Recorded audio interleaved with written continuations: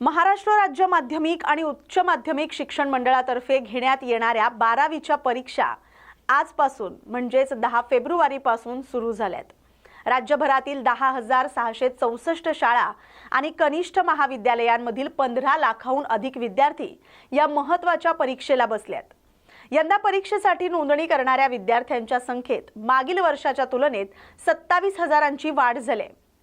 पुणे, नागपूर, छत्रपती संभाजीनगर, मुंबई, कोल्हापूर, अमरावती, नाशिक, लातूर आणि कोकण अशा 9 विभागीय मंडळांमार्फत 12वीची परीक्षा घेतली जाते। यंदा एकूण 15,32,487 विद्यार्थ्यांनी परीक्षेसाठी नोंदणी केली आहे।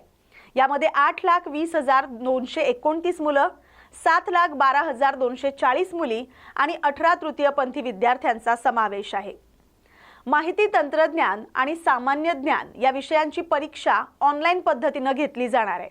माहिती तंत्रज्ञान विषयासाठी 2,36,320 विद्यार्थ्यांनी तर सामान्य ज्ञान विषयासाठी 1,708 विद्यार्थ्यांनी नोंदणी केली आहे।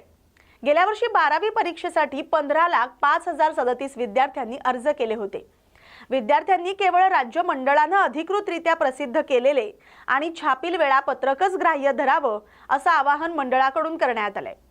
यंदा ही परीक्षेच्या निर्धारित वेळेनंतर 10 मिनिटं अतिरिक्त वेळ देण्यात येणार आहे। शिक्षण विभागाच्या 9 जानेवारीच्या शासन निर्णयानुसार परीक्षा केंद्रापासून 500 मीटर परिसरातील झेरॉक्स केंद्र बंद ठेवण्याचे आदेश देण्यात आलेत। परीक्षा केंद्र परिसरात प्रतिबंधात्मक आदेश लागू करण्यात आलेत। कोणत्याही परीक्षा केंद्रावर गैरप्रकार आढळल्यास संबंधितांवर दखलपात्र अजामीनपात्र गुन्हा दाखल करण्याची जबाबदारी जिल्हा दक्षता समितीवर राहणार असल्याची माहिती शिक्षण विभागाचे संचालक डॉक्टर बेडसे यांनी दिली आहे। राज्यातील सर्व परीक्षा केंद्रांवर सीसीटीव्ही व्यवस्था अनिवार्य करण्यात आली आहे। मात्र 172 परीक्षा केंद्रांवर सीसीटीव्ही नसल्याने त्या केंद्रावरील कर्मचाऱ्यांची अदलाबदल करण्यात आली आहे। सीसीटीव्ही नसलेली सर्वाधिक 55 परीक्षा केंद्र ही अमरावती विभागात आहेत। राज्यातील एकूण 248 परीक्षा केंद्र ही संवेदनशील म्हणून ओळखली गेली आहेत। 10वी आणि 12वीच्या परीक्षा पारदर्शक पद्धतीने पार पडाव्यात यासाठी विशेष उपाययोजना करण्यात आल्यात।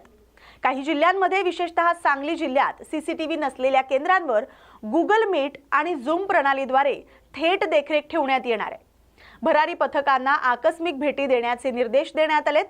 विभागीय मंडळांमार्फत विशेष आणि बैठी पथकही नियुक्त करण्यात आलेत।